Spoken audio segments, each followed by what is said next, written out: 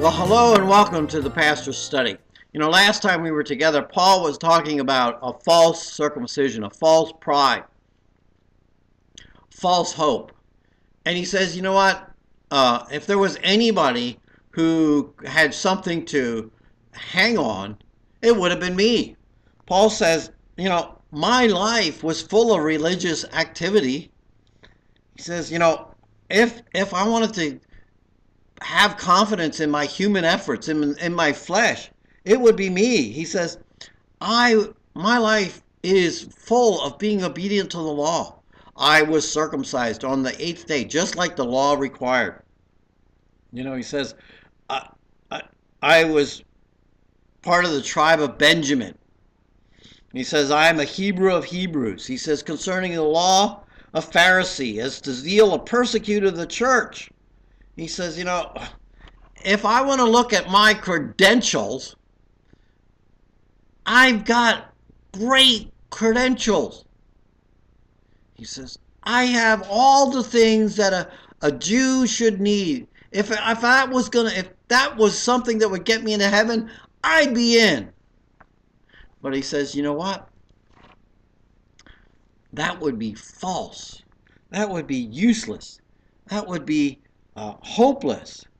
He says, I could be found blameless for what my past looks like. But Paul's story was that it never got him anywhere.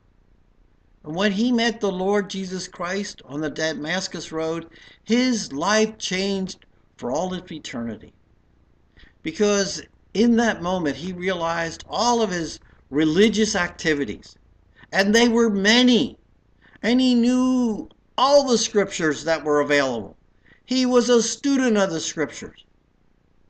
But he says, for all of that, I was lost. Now, he doesn't spell it out for us here, but really, it's what he's telling us.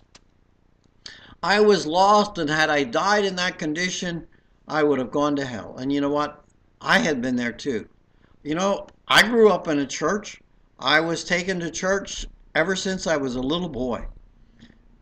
But you know what? I came to a point in my life where I realized that despite all the verses that I knew, and despite that I had perfect attendance for years of going to Sunday school and going to church, none of that would have ever got me into heaven. None of that would have made my sins forgiven. Only when I admitted that I was a sinner and I needed Jesus to forgive me and come into my life, only then was righteousness granted me.